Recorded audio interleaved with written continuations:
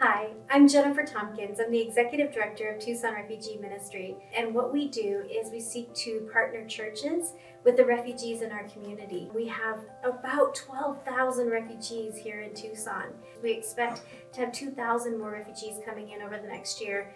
And so what we do most of all is just develop relationships so we can talk about Jesus. But there's a lot of different ways that we develop those relationships.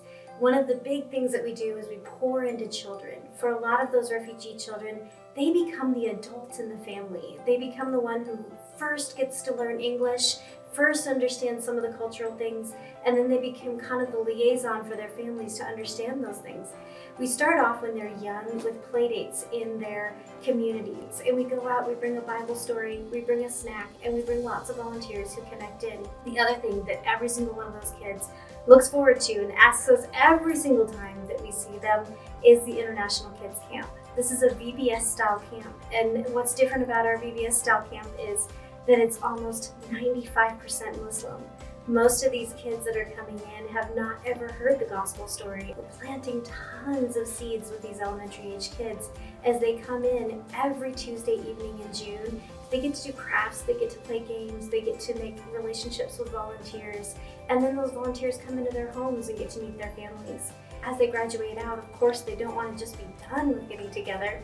So we have our teen boys groups and our teen girls groups. One of the things that we value is showing them where safe spaces are in the community. So we partner with places like the YMCA or the Boys and Girls Club or the Girl Scouts. They've gotten lots of wonderful mentoring with pastors and volunteers. And for most of our Muslim background people, they're not able to do things together. So we have a women's group, and they are wild, these women. You name it, the women love getting together. And in fact, they've gotten pretty bossy. They've decided to tell us what they want to do, which is wonderful because it means that they really feel like they're part of the community.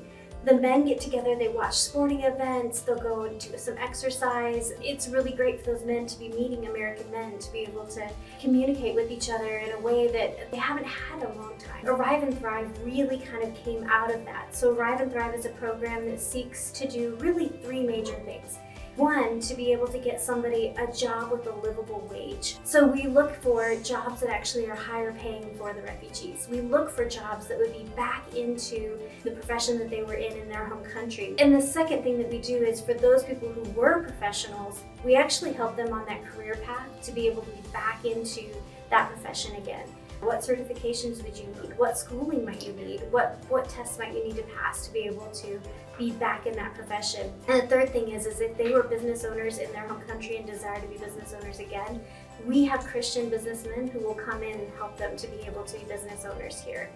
All of Arrive and Thrive has been just this amazing opportunity to be able to help all refugee families to be able to come here and actually thrive. And we've gotten so many people referred to it that the State Office of Refugee Resettlement now is a large supporter and funder of that program.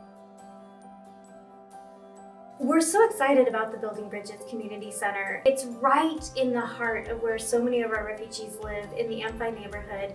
We have been gathering here. We have over 20 different programs that are running during the week.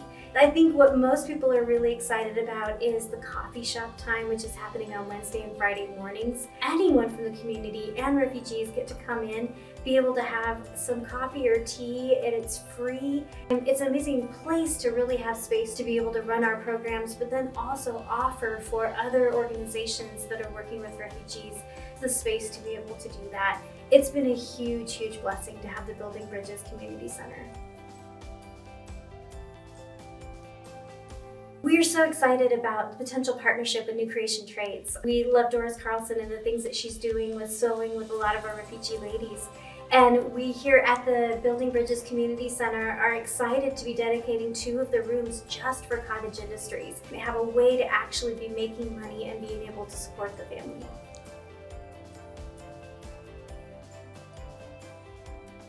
There are so many success stories, but I want to tell you about one really special family. This mom and dad have 5 kids, and when they came about 6 years ago, the kids were really little. The youngest wasn't even born yet, and they got the lucky ticket. They'll even say that. They're just so proud and excited they got to be here. I remember meeting most of her kids for the first time at International Kids Camp. They looked just wide-eyed, like, what is going on? And ever since then, anytime that we get together, all of those kids come to everything that we do. Pretty much whatever we have, they've done it with us. The oldest daughter, she got through JTED and now is working on her nursing degree. Her younger brother, who's a year younger, actually graduated a year early, and he is working on automotive right now. And I've given the mom a Bible in Arabic, and she's been reading it. And she's been telling me about how Isa al-Masih, which is Jesus, the Messiah, is in these pages, and that she's hearing these stories, and she's hearing them in English class, and she's hearing them at women's group, and the kids are hearing them, and asking so many really good questions. Asking questions about, like, how does that fit into what I believe with the Quran? And I get so excited every time I get to be invited over and just hear about the wonderful things that are happening, and we get to pour more Jesus in.